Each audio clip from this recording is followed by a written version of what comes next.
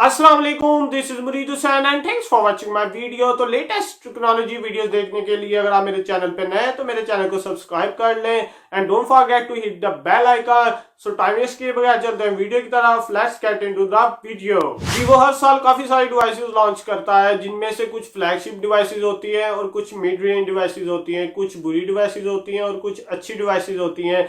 जैसे कि recently Vivo S1 series जो है वो काफी पॉपुलर रही है और उसने Vivo की काफी मार्केट बनाई है। तो इसी तरह S सीरीज को लेके चलते हुए Vivo अपनी new device Vivo S6 5G launch करने जा रहा है। और मैं आपको बताता चलूं, ये Vivo की तरफ से first 5G mid range smartphone होने वाला है।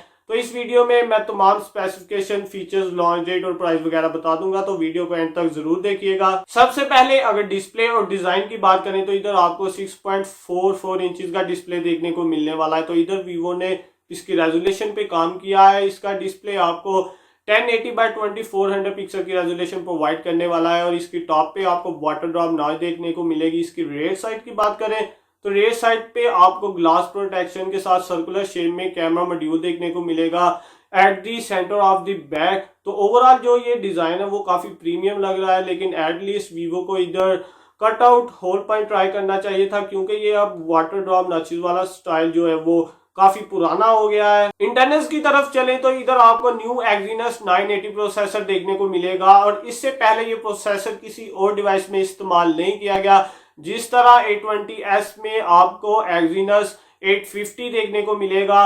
तो अगर अभी तक आपने वो वीडियो नहीं देखी तो आई बटन में उसका लिंक दिया गया है, वो जाके आप देख सकते हैं। तो यू कैन से दैट के इन प्रोसेसर का डेब्यू होने जा रहा है Exynos 980 और Exynos 850 का मार्केट में। तो इसके बाद अगर हम बैटरी की बात करें तो इधर आपको 4500 mAh की बैटरी देखने को मिलेगी with support 18 watt fast charging. तो अकॉर्डिंग टू मी Vivo को इधर फास्ट चार्जिंग पावर थोड़ी सी इंप्रूव करनी चाहिए थी। मे बी बजट लो रखने के लिए Vivo ये आपको ज्यादा पावर प्रोवाइड नहीं कर रहा। एनीवेज, फिंगरप्रिंट स्कैनर की बात करें तो इधर आपको इन डिस्प्ले फिंगरप्रिंट स्कैनर देखने को मिलने वाला है। नो डाउट Vivo के इन डिस्प्ले फिंगरप्रिंट स्कैनर काफी फास्ट होते हैं। एनीवेज, इसके बाद अगर हम रेयर कैमरा की बात करें तो इधर आपको क्वाड कैमरा का सेटअप देखने को मिलने वाला है, which houses 48 megapixel main camera, 8 megapixel ultra wide camera, 2 megapixel macro camera and 2 megapixel depth sensor. तो इसके फ्रंट पे आपको 32 मेगापिक्सल का सेल्फी शूटर देखने को मिल जाएगा और लॉन्च डेट के बाद पता चलेगा कि जो इसका रेयर कैमरा वो कितना अच्छा रिजल्ट प्रोड्यूस करता है। अकॉर्डिंग टू माय एक्सपीरियंस जो इसका रेयर कैमरा है वो इतनी अच्छी रेजोल्यूशन प्रोवाइड नहीं करता है as compare to front camera. अगर आपने भी ये बात ऑब्जर्व की है तो मुझे कमेंट सेक्शन में बता सकते हैं।